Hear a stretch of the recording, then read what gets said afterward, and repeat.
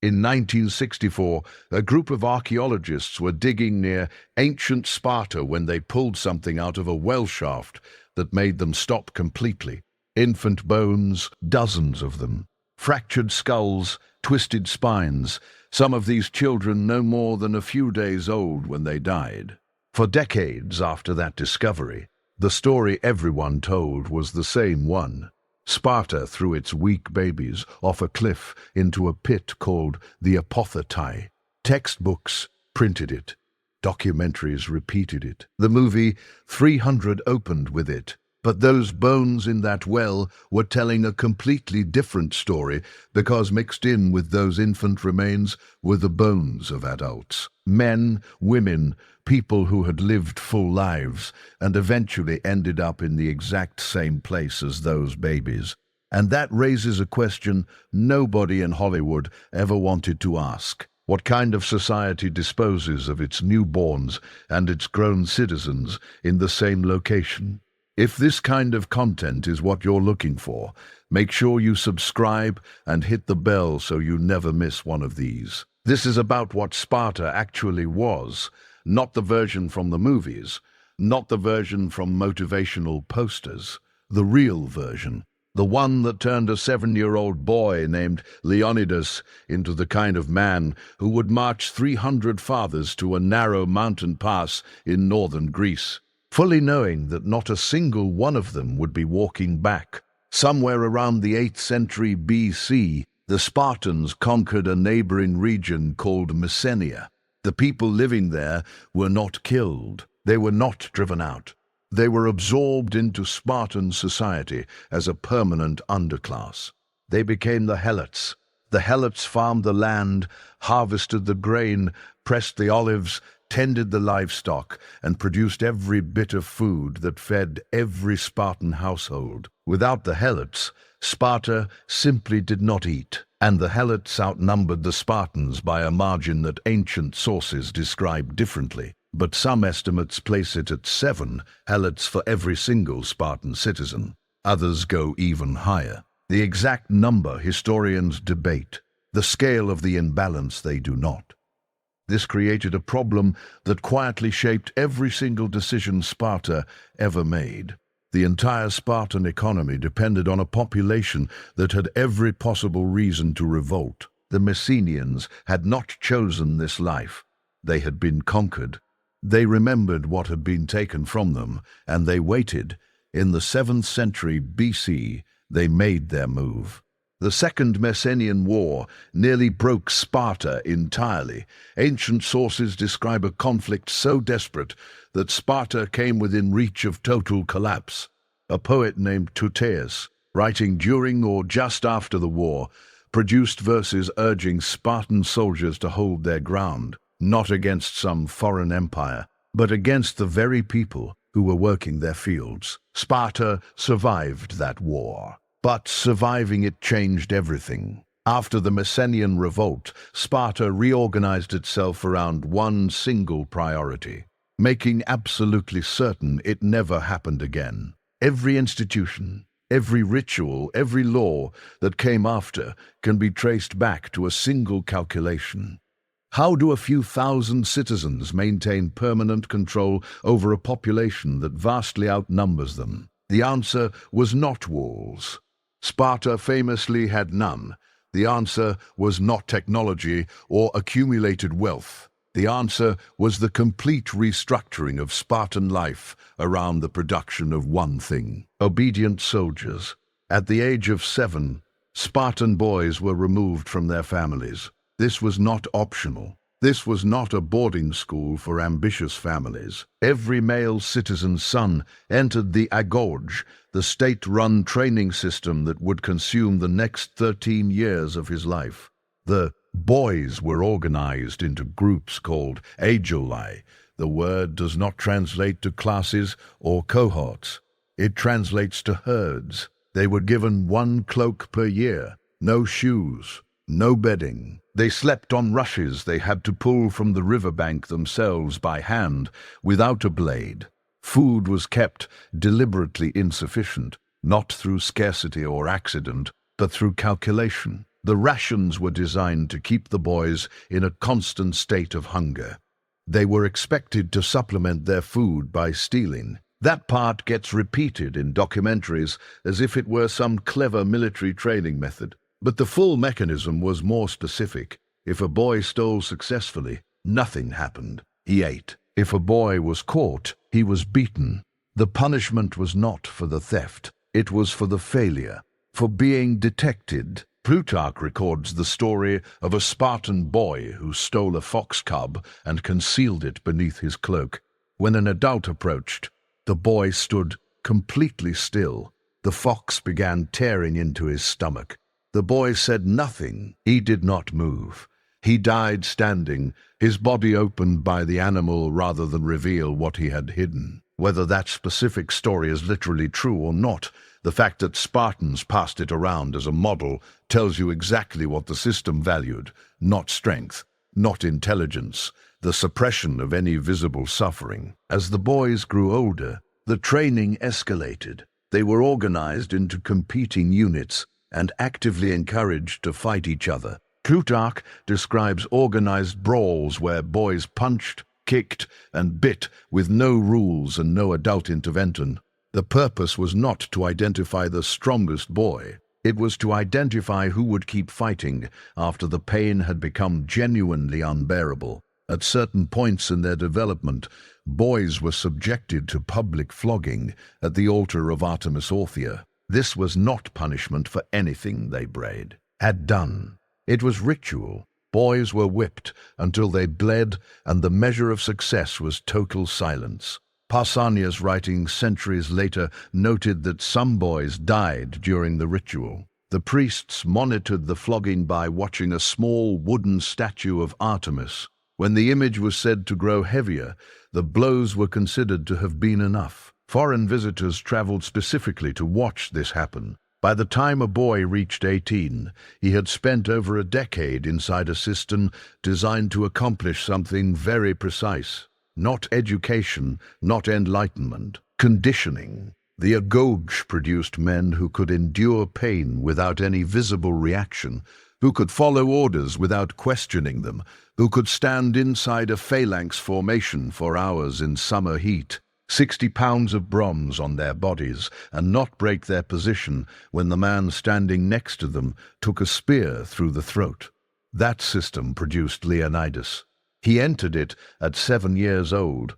He graduated from it as a man who had never experienced a single day of autonomous decision-making. Every meal, every sleeping arrangement, every act of violence and deprivation had been managed by the state, and the state had exactly one use for him. There is a part of Spartan training that does not appear in the movie.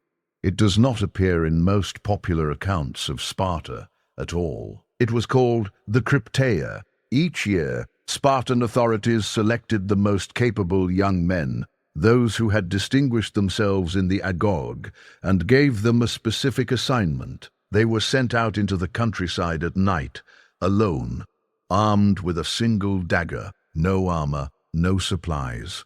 Their mission was to move through Helot territory in the dark and kill any Helot who appeared physically strong, socially organized, or capable of assuming any kind of leadership role. Plutarch describes this directly. The young Spartans hid during daylight hours and moved at night. They targeted Helots working in the fields, traveling between villages, or gathering in any kind of group. These were not battlefield engagements. They were nighttime operations carried out against unarmed agricultural workers. This was not a rogue practice. It was state-sanctioned. Each year, the Spartan ephors, the elected officials who governed alongside the kings, formally declared war on the Helots. That legal declaration served a specific function. Under Greek custom, killing during a period of peace carried religious pollution. The annual declaration of war removed that obstacle entirely. Any Helot killed by a Spartan during the Krypteia was killed within a recognized legal framework, and the targets were never random. Thucydides records an incident during the Peloponnesian War that reveals the precise logic behind all of it. The Spartans announced that Helots, who had served with distinction in battle, should come forward to be honored for their service.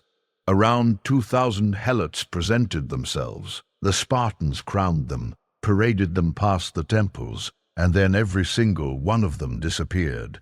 Thucydides says no one could say how each of them was killed. 2,000 men selected specifically because they had demonstrated competence, eliminated because competence in a subjugated population is a threat. The Krypteia operated on that same principle, applied continuously and systematically. The system did not wait for rebellion to organize. It removed the capacity for rebellion before it could begin. That is the context missing from every popular retelling of Leonidas and the 300. The men who stood at Thermopylae were not simply warriors trained to face external enemies. They were products of a system designed first and primarily for internal control. The skills that made them effective in a phalanx: obedience, silence, the ability to kill without hesitation, were the same skills they had already practiced on Helot farm workers moving through the dark. One of the most commonly cited facts about ancient Sparta is that Spartan women had more freedom than women in other parts of Greece. That claim requires context. Spartan women could own property, they could inherit land, they exercised publicly and received physical training. In Athens, women were largely confined to the household. In Sparta, they moved through public space with a degree of autonomy that genuinely shocked other Greeks. But the purpose of that autonomy was entirely specific. Spartan women were physically trained because Sparta believed physically strong mothers produced physically strong sons. Plutarch states this directly. The exercise program, running, wrestling, throwing the javelin, was not designed for the benefit of the women participating in it. It was designed to optimize their reproductive output. Marriage customs reflected the exact same priority. Spartan brides had their heads shaved and were dressed in men's clothing for the wedding night. The groom, who had spent his entire life in the company of men, would visit briefly in the dark and then return to his barracks. Husbands under 30 continued to live in the communal mess halls and visited their wives in secret. Plutarch notes that some men had fathered children before they had ever seen their wife's face in daylight. When a marriage failed to produce children, the state stepped in. Xenophon describes arrangements where an older husband could bring a younger man into his household for the purpose of conception. If a man admired another citizen's wife for her physical qualities or her character, he could formally request access to her with the husband's agreement, specifically to produce children. These were not scandals. They were pet policy. The Spartan system treated reproduction the way it treated military training, as a state function that could not safely be left to individual preference. The goal was not family. The goal was population maintenance. Sparta needed a continuous supply of boys to enter the Agoge, survive the Krypteia, and take their place in the phalanx. Every institution in Spartan life served that single machine. And this explains something about Thermopylae that the popular legend consistently skips over. When Leonidas selected his 300, he chose men who already had living sons. Every single one of the 300 had already produced an heir. This was not a romantic gesture. It was not a sentimental acknowledgement of fatherhood. It was the state calculating acceptable losses. If these men died, their genetic contribution to Sparta had already been secured. Their sons were already inside the Agoge. The pipeline was intact. Leonidas was not selecting heroes. He was selecting the men whose deaths would cost the system the least. In 480 BC, the Persian Empire under King Xerxes assembled one of the largest military forces the ancient world had ever seen. The exact numbers remain debated. Herodotus claims over 1 million soldiers. Modern historians estimate the actual force at somewhere between 100,000 and 300,000. Still an extraordinary number by the standards of the ancient world. The target was Greece. Xerxes had his reasons. His father Darius had sent an expedition to Greece 10 years earlier, and that force had been defeated at the Battle of Marathon, primarily by the Athenians. The defeat was a significant humiliation. Xerxes intended to complete what his father had started. The Greeks knew the invasion was coming and had time to prepare, at least partially. The Olympic Games were approaching, and the Carneia, our Spartan religious festival, was underway. Spartan law prohibited military campaigns during the Carneia. This was not a suggestion or a preference. It was a binding religious obligation. And so Sparta sent 300 men. Not 300 because that was a force capable of stopping an empire. Not 300 because Leonidas believed a small group could achieve what a large army could not.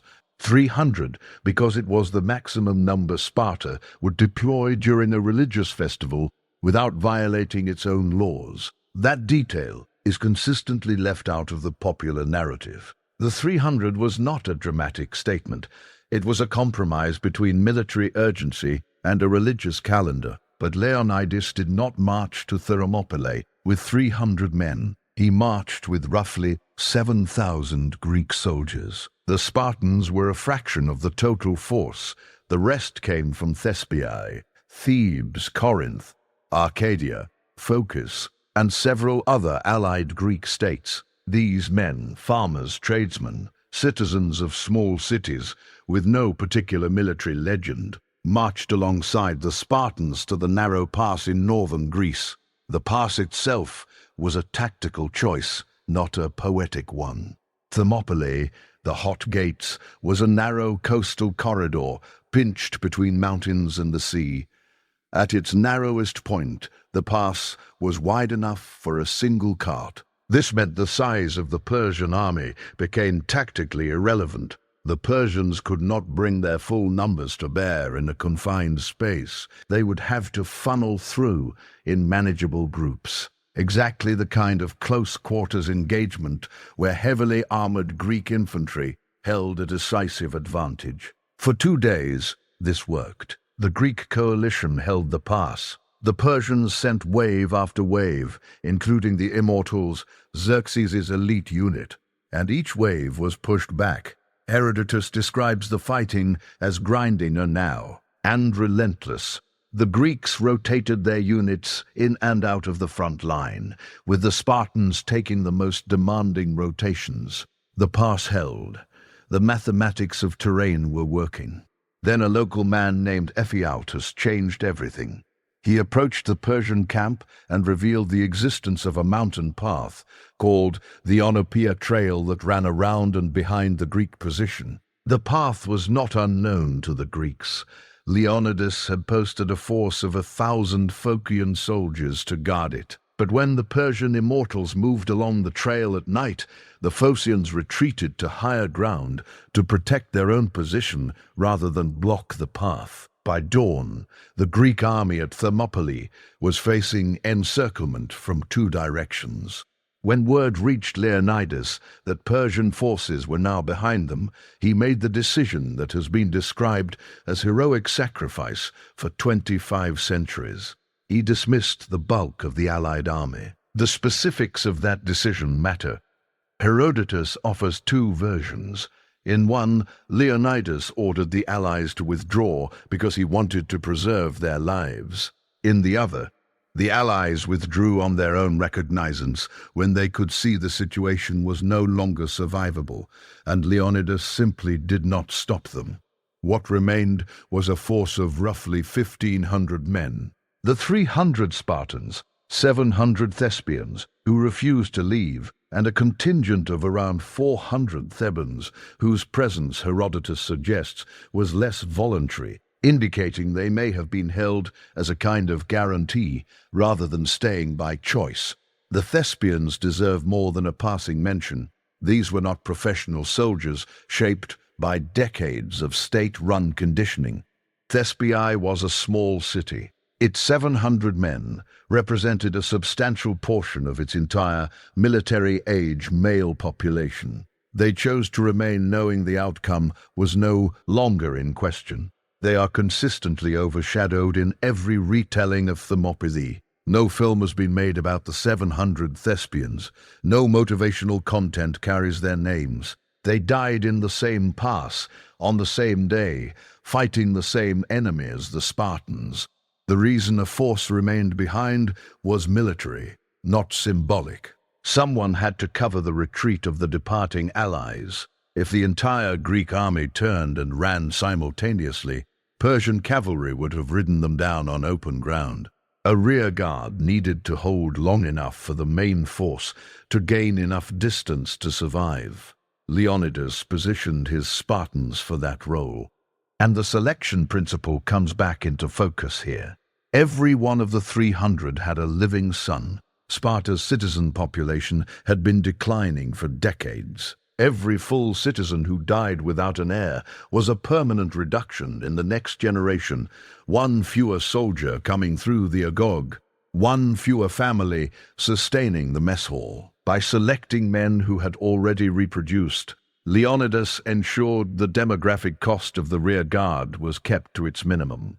Their sons were already inside the system. Their land would pass to their heirs. The machine would keep running. On the final day, Leonidas moved the remaining force forward out of the narrowest section of the pass and into a wider area. Herodotus describes this as deliberate. The previous 2 days had been fought in the bottleneck where constriction was the advantage. Now, with encirclement no longer preventable, Leonidas chose to meet the Persians in a space where he could inflict the maximum possible casualties on the approach. The fighting on that last day was different. There was no rotating out, no relief formation waiting. Herodotus says the remaining Greeks fought with a ferocity that exceeded anything from the previous 2 days. Spears shattered the hand. The Greeks moved to short swords. When swords were gone or broken, they fought with whatever they had, with their hands, with their teeth. 2 of Xerxes' brothers, Abracomes and Hyperanthes, were killed during this phase. The fact that members of the royal family were dying in the engagement suggests the Persians had committed significant resources to breaking this position, including command-level personnel. Leonidas fell during this stage of the battle. What followed his death is recorded by Herodotus in precise detail. The body of the king became the focal point of everything that remained. The Greeks and Persians fought over his corpse in successive engagements. 4 times the Greeks pushed the Persians back from the body. 4 times the Persians returned. In Greek warfare, possession of a fallen commander's body carried enormous weight. To lose a king's body to the enemy was a catastrophic disgrace. The Spartans understood this. They fought to recover Leonidas not out of grief. They had spent their entire lives learning to suppress that, but because the system they served demanded it. Eventually, the survivors fell back to a low hill behind the wall. The Thebans broke away at this point and surrendered, approaching the Persians with open hands and claiming they had been forced to participate. Some were accepted, others were killed, others were branded with the royal Persian mark. The Spartans and Thespians, who remained on the hill, were not met with a final close-quarters charge. The Persians stood back and used ranged weapons, arrows, javelins, stones. The remaining Greeks, without functional shields by that point, and largely without weapons, were killed from a distance.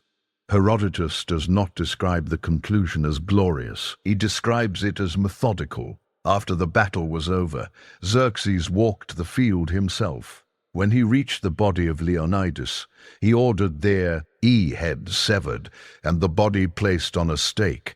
Herodotus notes that this was unusual. Persians generally respected enemy commanders who had fought with real distinction.